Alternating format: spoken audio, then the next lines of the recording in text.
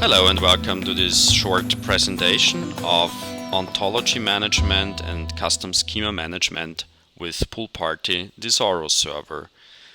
In this video I will show you one of the probably most advanced features of PoolParty, and it will explain how to extend a taxonomy, or let's say a thesaurus, which is simply based on the SCOS ontology provided by W3C. So I try not to make it too abstract, and therefore I prepared a little example.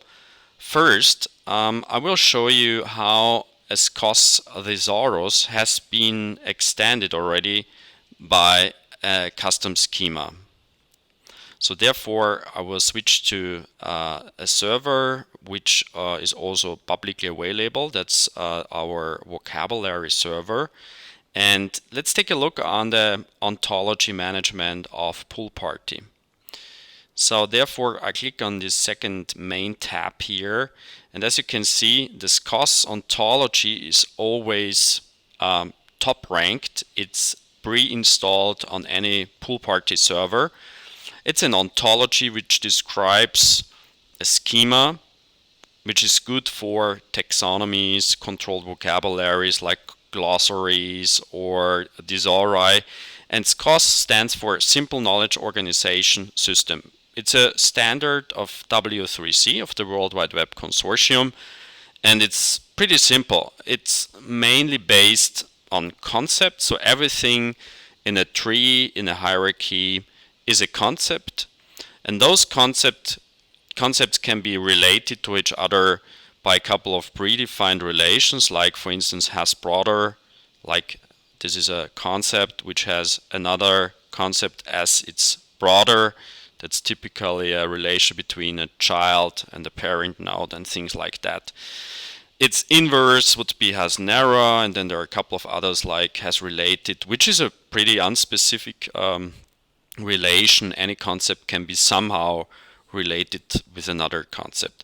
It's simple. It serves most often the needs of a taxonomist, but in some cases you might wish to have more ways to express knowledge, and therefore we can make use of any other vocabulary which was created since the invention of, let's say, the semantic web back in 2000 or so.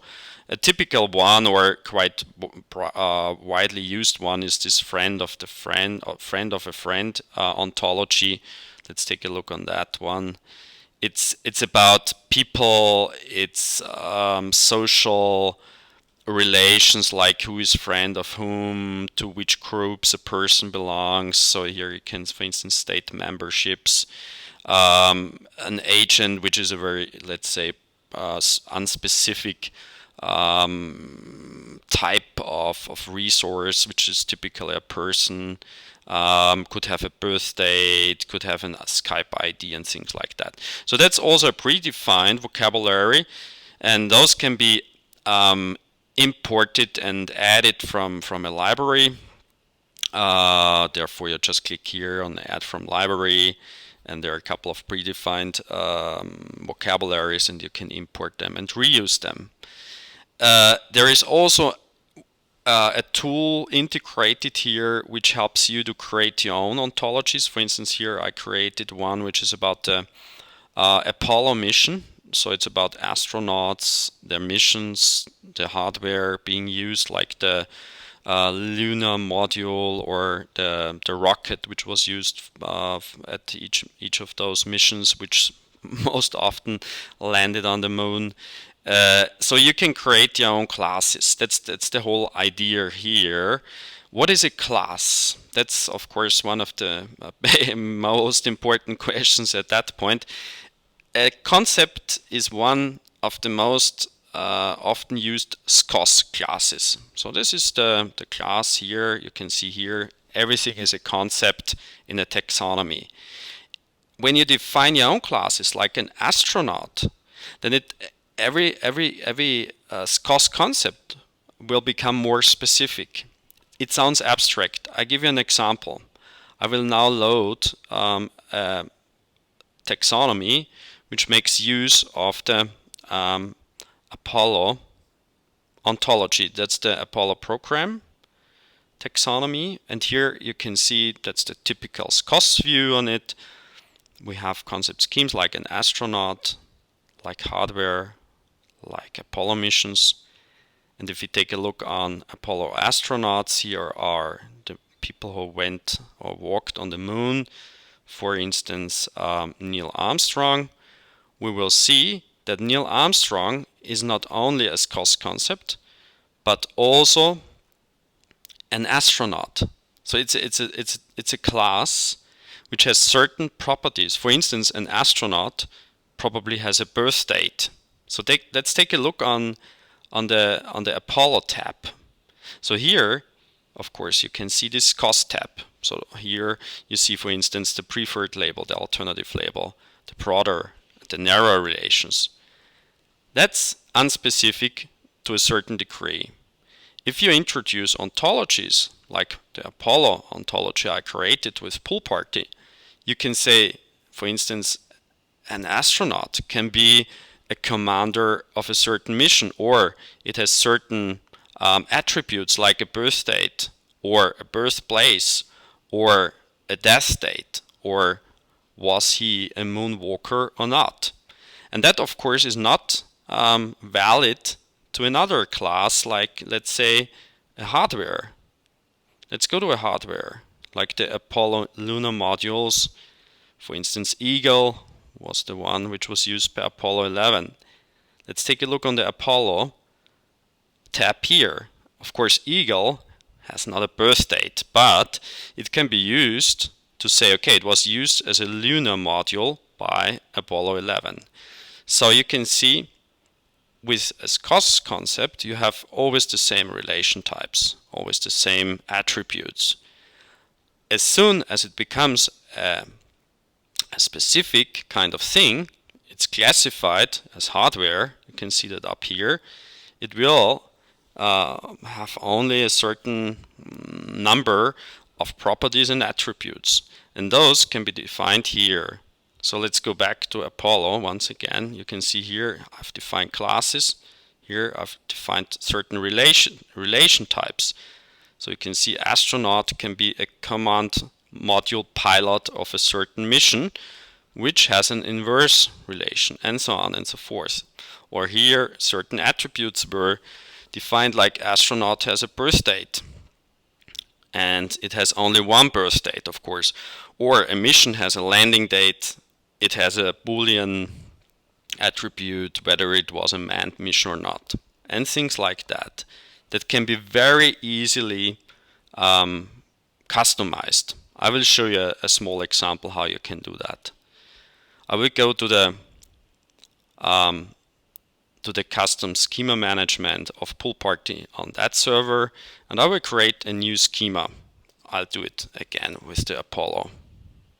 I can put here a description like relations, classes, and attributes of astronauts, missions, etc. And now I can start to add classes. So I'm here at the Apollo ontology. I can add classes like astronaut. So this astronaut, this class of astronaut, now receives its own URI. I can customize that. I can say here, for instance, Apollo should be the base URI of this schema, and I save that. I add a new class. I say maybe mission, and again I put here Apollo.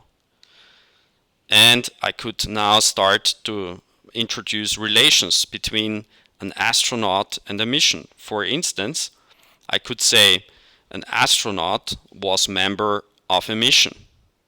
Okay, let's do that. I will go and fetch astronaut on the one hand side. And since I've chosen symmetric as its relation type, of course an astronaut is related to an astronaut. So in that case, I should have picked another one, which let's say is an inverse. In that case, I can say is member of. So I say astronaut, put here again Apollo, is member of a mission. And the other way around, I can say mission has member. And I save that. And now, if I go to my Apollo's cost thesaurus, and here I have nothing customized yet, so everything is its cost concept, like Neil Armstrong is a simple cost concept. And now I can do, of course, a simple cost relation. I can say Apollo 11 has Buzz Aldrin as related concept. But I don't have any idea how those things are really related to each other. And this I can now relate between Apollo 11 and Neil Armstrong and Buzz Aldrin as soon as I've classified them. And that can be done very easily. I click on astronauts on this cost concept scheme and say apply custom class. So this was a right click here. I say this custom scheme contains from my custom scheme Apollo this certain class called astronauts. From now on, everything recursively was classified as an astronaut. So I know now that Neil Armstrong is not only a cost concept, but also an astronaut. I do the same, or in an analogous form, with my missions. So I say apply custom class to missions and put here mission. And from now on, if I click on Neil Armstrong and Apollo, I get this new type of relation, and I can put here Apollo 11. If I would introduce now something different, like let's say landing sites, and I put here a certain concept, which is maybe, I don't know, landing site ABC.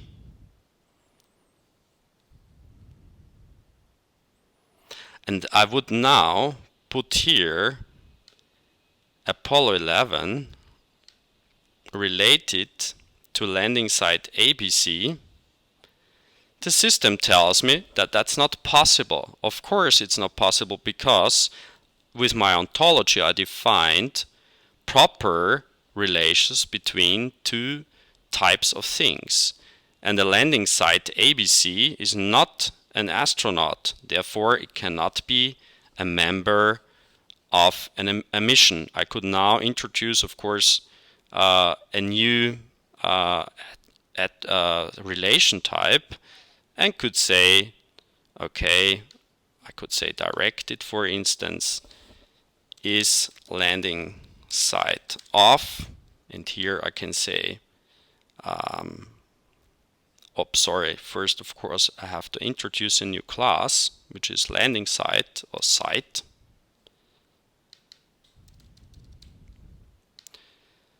And now I put a new relation and say directed landing site of. Now I have site, and site is a landing site of a mission. And I save that. I could say it has just one single landing site, which makes complete sense in that case. Okay, and from now on I can also classify my landing site ABC as a single, only this single concept. I can apply a custom class. It's not necessarily attached to every concept in a concept scheme. So I say this is a site, and from now on I can say is landing site of Apollo 11. And that works. And of course, again, if I would put here Buzz Aldrin, it's not possible at all. Okay, just one last thing which might be important and interesting to know. I can introduce classes. I can introduce relations between those therefore I have a domain and a range of each relation. I have 3 different relation types, and I can say, is it single or not? And I also have attributes, and that's the last thing I would like to show to you. So for instance, I can here introduce, let's say, birth date. And a birth date, of course, could be a date, is a date. It couldn't be an integer or a boolean, but that's all the attribute types I can make use of. So I say, okay, a birth date is always one single birth date per astronaut. And again, I can put here another URI. I could even put here a URI which, for instance, is used by DBpedia. So I can harvest birth dates automatically from DBpedia. From now on, I can introduce that, and I can go back again to Neil Armstrong, go to Apollo, and now I have a birth date. And here I have a dialog like that, because it's a birth date. I can pick here, I don't know when Neil Armstrong really was born, maybe 1933 or something like that. By the way, I could look that up actually. So what I can do now is I can, since I've already linked to DBpedia, I can go to link data and copy some data from DBpedia here. So where is his birth date? Just look that up. Here we go. 5th of August 1930. I can save that, and now I've enriched my concept with the birth date. I can go and fetch this. I can go back to custom schema. I can go to attributes. I can add a new attribute, introduce birth date. Sorry, I cannot use that. Birth date, DBpedia, for instance. And put here as a type again date, single, and an astronaut has a birth date, and I will put here the corresponding URI of the property. I save that. And when I go now to Neil Armstrong and on Apollo, you see that's the birth date from DBpedia I just harvested before. Okay, many thanks for your attention. That was a bit longer video cast. I hope you enjoyed it, and talk to you soon. Bye bye.